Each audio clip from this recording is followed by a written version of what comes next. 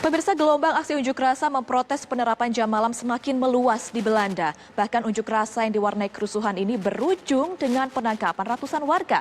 Lalu untuk mengetahui bagaimana kondisi gelombang unjuk rasa yang terjadi di Belanda, kita sudah terhubung dengan Wakil Duta Besar Republik Indonesia untuk Belanda, Bapak Fikri Kasidi. Selamat malam waktu Jakarta, Pak Fikri. Selamat malam, Ibu. Iya, Pak Fikri, kita tadi sudah lihat beritanya bahwa aksi protes ini masih terus berlangsung. Nah, sampai dengan saat ini, apakah kemudian gelombang unjuk rasa semakin meluas atau bagaimana, Pak, di sana? Sampai saat ini kalau kita lihat dari Twitter yang disampaikan oleh organisasi yang meminta untuk unjuk rasa, ini masih akan berlangsung, Bu. Artinya masih akan terus berlanjut sampai kapan kira-kira apa sebetulnya yang mereka suarakan, yang mereka minta kepada pemerintah sampai berunjuk rasa seperti itu, Pak? Jadi kalau dari berita-berita di sini, memang pengunjuk rasa ini awalnya memang ingin menyampaikan mereka ingin kembali ke normal atau disebut di sini sebagai kebebasan begitu, ingin bebas kembali karena sebagaimana diketahui Belanda kan pada saat ini sudah memasuki mulai dari Sabtu kemarin itu sudah ada jam malam. Sebelumnya sudah total lockdown sehingga banyak orang-orang yang merasa bahwa mereka kebebasannya dikurangi. Mereka kemudian mencoba untuk melakukan demonstrasi, namun sayangnya demonstrasi tersebut ternyata menjadi berujung kepada kerusuhan yang pada saat ini oleh pemerintah Belanda dilihat sebagai tidak ada hubungannya sebetulnya antara mereka ingin mengekspresikan ingin kebebasan tapi dengan berujung kepada kerusuhan pada saat ini. Iya, lantas respon pemerintah dari aksi unjuk rasa tersebut seperti apa, Pak, sejauh ini? Yang pasti kalau dari aksi unjuk rasa itu unjuk rasanya sendiri yang berakhir pada kerusuhan itu banyak warga negara yang mungkin hampir sekitar 500-an orang sudah ditangkap pada saat ini. Tapi kalau yang melanggar jam malam di atas jam 9 malam sampai jam 4.30 pagi itu sudah sekitar 5.765 orang. Mereka diberikan denda yang dendanya itu 95 euro. Oke, dan untuk jam malam ini, peraturan ini masih akan terus berlanjut sampai dengan tanggal berapa, Pak? 9 Februari. 9 Februari. Nah, tadi juga kita mendapatkan informasi bahwa tidak hanya mereka melakukan aksi unjuk rasa yang berujung pada kerusuhan, tapi mereka juga merusak fasilitas-fasilitas kesehatan. Nah, ini bagaimana pemerintah di sana juga bisa menanggulangi supaya tetap bisa meringankan ataupun mengurangi jumlah kasus positif COVID di sana, Pak, dengan adanya perusakan fasilitas kesehatan ini?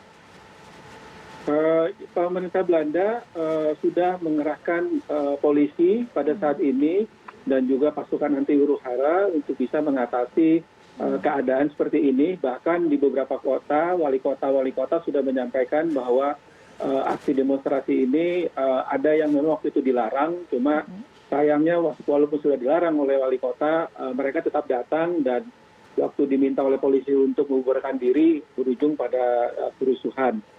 Tentunya ini disayangkan sekali terjadi, apalagi sampai terjadi penyerangan kepada sasaran kerusuhannya itu adalah sebuah rumah sakit itu di Enschede, kota Enschede.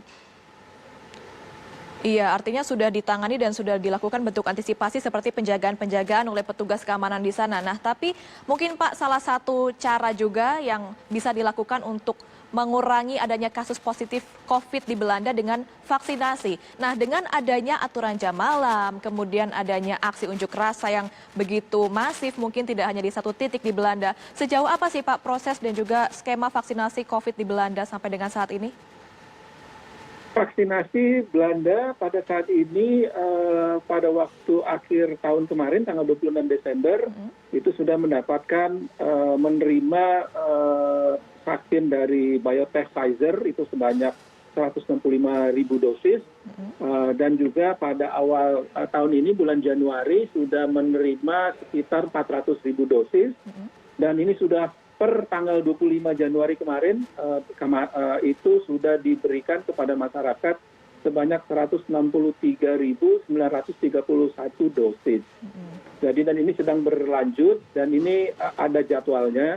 Pada saat ini diberikan kepada first responder dan juga orang-orang yang berusia di atas 90 tahun atau di panti jompo. Iya, artinya untuk masyarakat umum juga sudah mulai diberikan begitu ya Pak ya vaksinnya. Untuk Sudah, WNI kita yang di sudah sana, mulai. untuk warga negara Indonesia Kenapa? yang di sana seperti apa Pak? Sudahkah mereka juga mulai Pada menerima? saat ini ada warga-warga negara Indonesia yang berprofesi sebagai first responder atau suster, mereka sudah diberikan juga diberikan vaksin. Kita pada saat ini KBRI juga sedang memantau dan memonitor bagaimana pemberian vaksin kepada warga negara Indonesia yang berada di Belanda. Baik, artinya untuk seluruh masyarakat di Belanda tidak hanya menggunakan Pfizer, tapi Moderna juga ya Pak ya, vaksin yang akan digunakan untuk Oh, iya. masyarakat di sana ya Pak ya? Ya, jadi pemerintah Belanda itu sudah melakukan kerjasama dengan Uni Eropa dengan menggunakan 6 vaksin. Tadi saya sebut BioNTech and Pfizer dan Moderna. Ada juga dari AstraZeneca, dari CureVac, dari Janssen, dan juga dari Sanofi. Oke.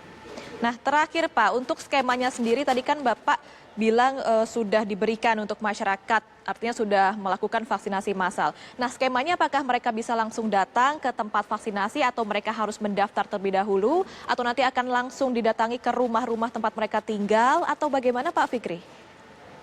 Mereka dikontak, Bu, pada saat ini dikontak. Jadi kalau itu memang di first responder, biasanya itu rumah sakit itu langsung diberikan di tempat-tempat di rumah sakit.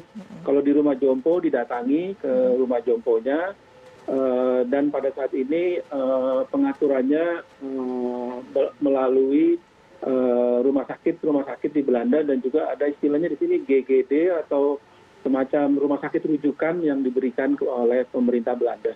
Iya, ini Pak Fikri juga sudah divaksin atau masih menunggu vaksin Pak? Oh, kami masih menunggu, Ibu. Masih Kalau kami menunggu. kebetulan karena bukan Iya. masuk yang kelompok rentan. Iya.